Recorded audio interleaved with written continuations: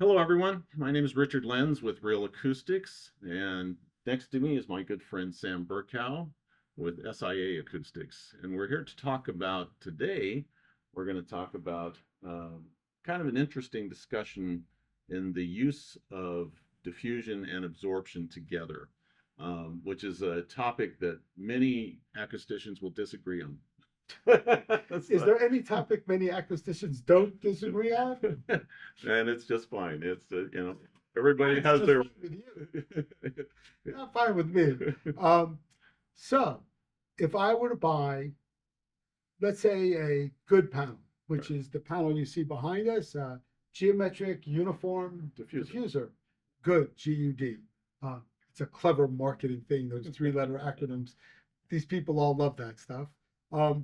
But the good panel, when you buy it as a diffuser, you get some absorption for free.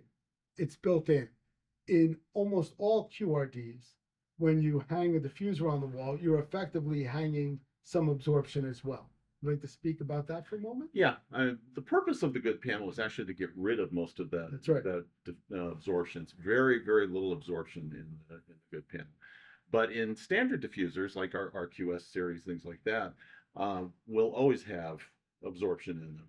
And a lot of designers like yourself will use that to good effect. Right. For instance, I always like to point out the Boston Symphony. If you look at the Boston Symphony Hall, it has a bunch of quadratics, single, one-dimensional quadratics on the back wall.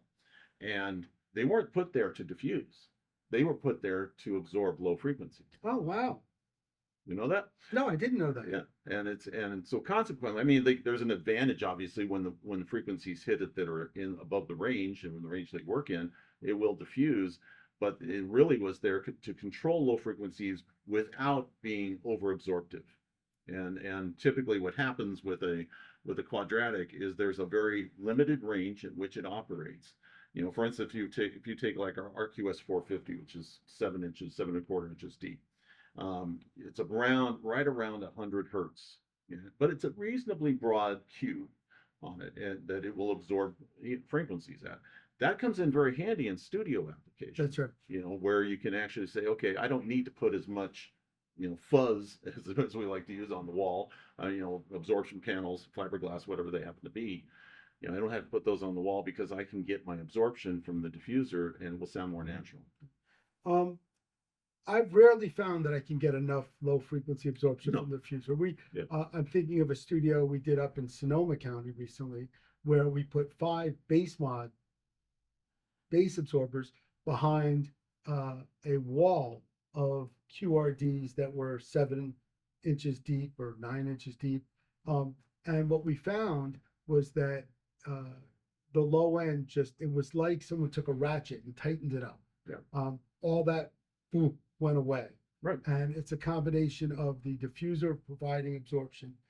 I think that the good panel offers a really interesting sort of dichotomy. You need low frequency control, and you would get some if you used a traditional QRD, but the non-traditional QRD gives you less absorption and more effective diffusion. So the fact that it is efficient means that it scatters more effectively and there's less energy absorbed. Correct. Absolutely. I think that's pretty good. Yeah. You get that?